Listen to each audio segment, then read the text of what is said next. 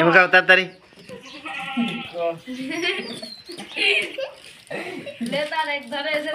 হ্যাঁ তাড়াতাড়ি হ্যাঁ মুখাও হ্যাঁ ঠিক আছে কি খবর আপনারা দেখতে আসছেন আমরা বাজার জাত করার জন্য লতিটা জমি থেকে কাটিয়ে নিয়ে গাগার দিয়া হাফ কেজির আটি মানে 500 গ্রামের আটি করে আমরা বাজার নেব।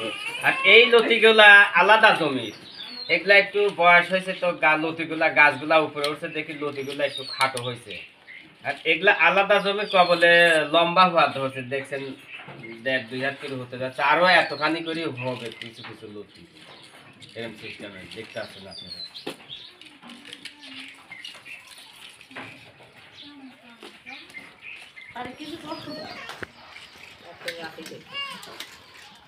কাও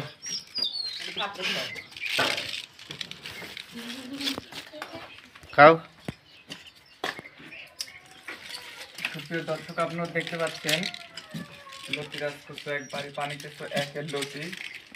এই লতিগুলা পূর্ণ বয়স্ক হলে এই লতির হাইট হয় 1 থেকে 1.5 হাত। এই লতিগুলো হচ্ছেন 1 হাত। এই লতিগুলো আরো বড় হবে, কিন্তু আমাদের গাছ মানে 4 থেকে 7 থেকে 8 মাস বয়স হয়েছে। গাছের কাঠগুলা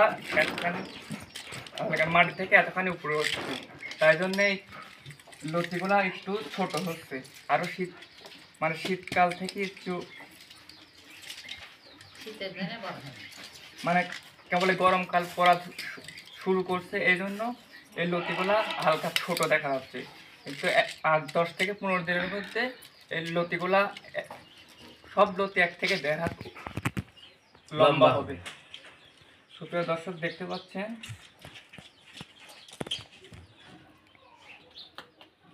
10 থেকে 15টা, কিন্তু এখানে হাফ কেজি লতি হয়। 1 কেজি লতির 30টা থেকে 25 থেকে 30টার ভিতরে 1 কেজি লতি আপনারা উৎপাদন করতে পারবেন।